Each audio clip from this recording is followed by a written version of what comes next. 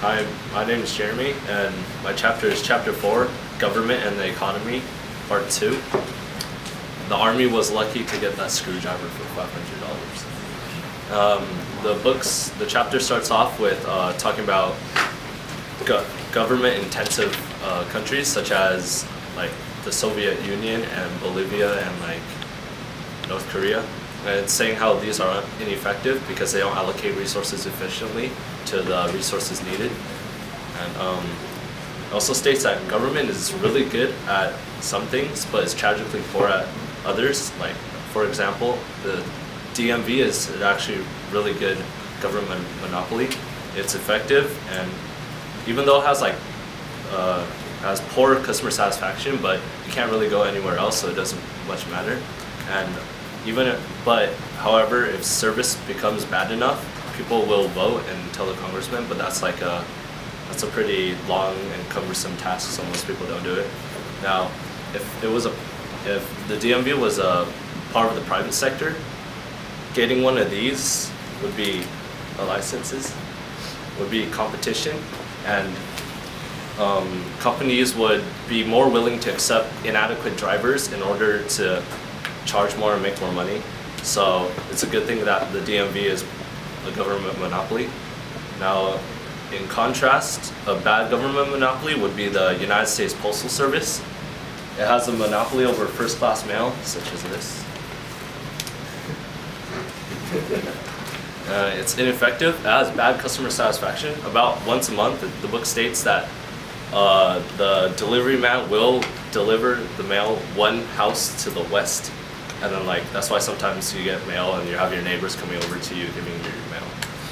So it's obsolete. The USPS was established in 1820 when delivering mail to the frontier and like the far regions of the country was dangerous and expensive. So no private sectors would take the risk to go all the way over there.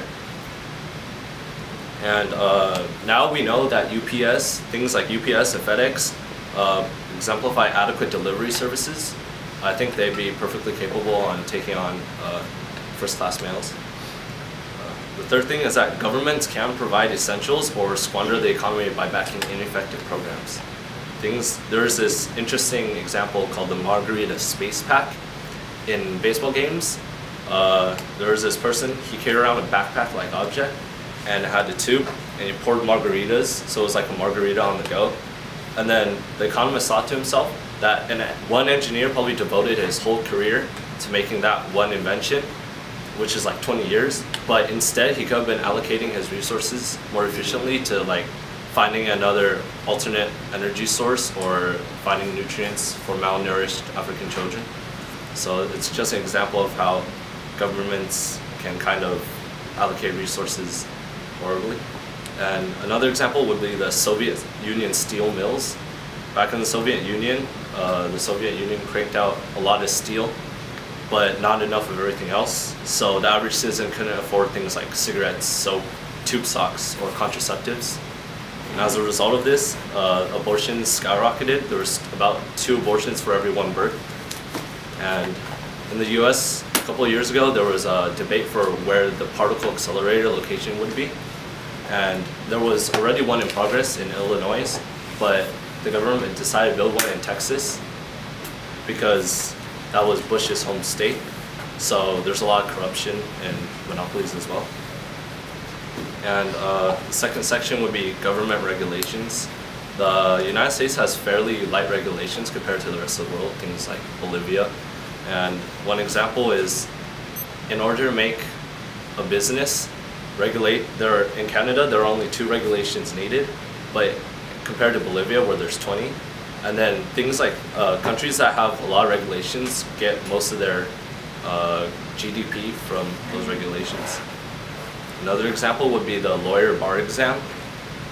Milton Friedman, an economist, proposed to lower the bar exam because the most common things that require a lawyer would be wills and real estate closings, which don't need complete, like, really intelligent lawyers that get 100% of the bar exam, which are called, he referred to them as Cadillac lawyers, and it'd be it'd be absurd for the company to produce only Cadillacs.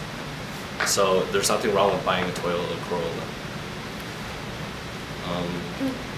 And another example would be there was movement to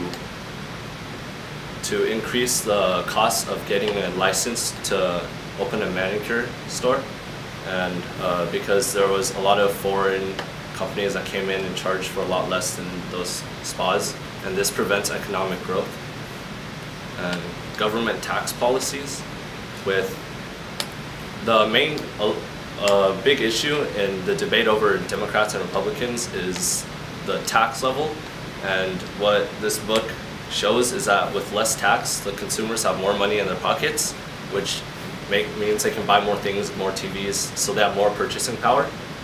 And with less tax, more people are inclined to invest or work. For example, like a housewife that doesn't necessarily need the job, but if taxes are low enough, will work, so the opportunity cost is less, so she can have some extra money around the house. But in contrast, if there's more tax, consumers have less money in their pockets, so they have less purchasing power, and people will also be less inclined to work or to invest.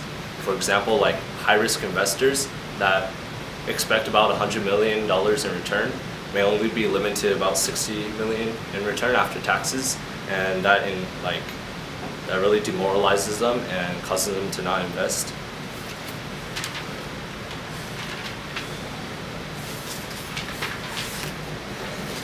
And this is my poster, government involvement. As aforementioned, some of the effective government involvements include the DMV, and the Army is actually a really good monopoly, because if we had private armies, then it wouldn't be able to mobilize quickly enough.